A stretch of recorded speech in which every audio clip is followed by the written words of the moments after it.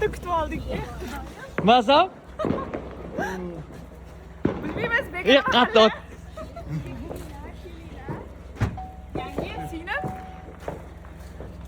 Bizda hali ehsonimiz tugamadi. Soat rovno 12 bo'lishiga qaramasdan hali biz ehson tarqatib yuribmiz. Mana bu uyda sekingina.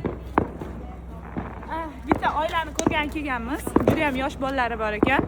Bu safargi ehsonimizga ko'proq narsa qilib keldik. Inshaalloh Xudo xohlasa shu oila qiyinchilik ko'rmagandek bo'lib ketadi. Shunaqa beg'ubor oila ekan. Qaranglar.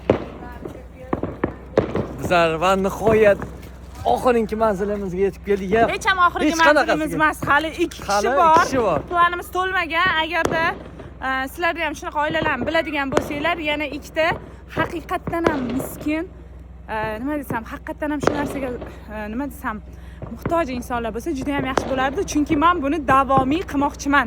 Bu faqatgina boshlanishi. Men bolachani qaranglar yugurishini.